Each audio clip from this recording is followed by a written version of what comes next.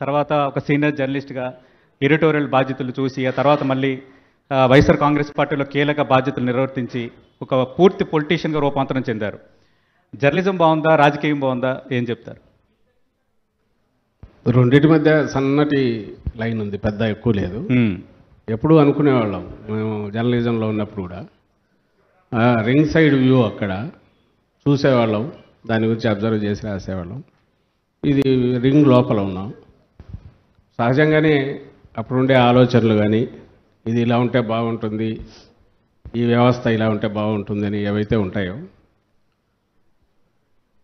అవి అందులోనూ అంతకుముందు కొంచెం కమ్యూనిస్ట్ బ్యాక్గ్రౌండ్ కూడా ఉన్నందువల్ల అవన్నీ కూడా అలాగే అమలు చేసే నాయకుడుతో ఒక జర్నీ అనడం జరగడం నేను అదృష్టంగా భావిస్తున్నా. సరే, రాజకీయం చేసే అదొక ప్రొఫెషన్ కిందనో అది ఒక లాభదాయకమైన వృత్తిగానో చూడడం కాకుండా సమాజం పురోగతిలో అది పార్ట్ కావాలి.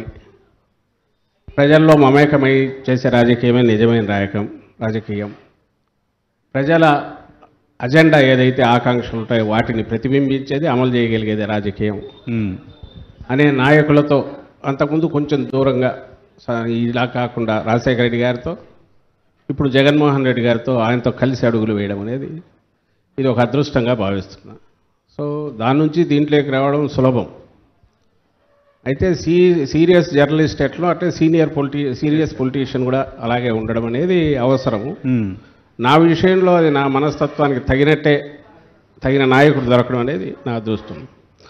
కానీ రెండింటి మధ్య జర్నలిజం కానీ పాలిటిక్స్ మాది రెండు కూడా దాదాపు ప్యారలల్గా పోతున్నవే. నేను ఇంతకుముందు అన్నట్టు ఇది రింగ్ సైడ్ అబ్జర్వ్ చేస్తుంటాం రోజు, అదేమో రింగ్లో ఉండి దాంట్లో ఉండి ఇది ఆ పాత్ర పోషిస్తాం.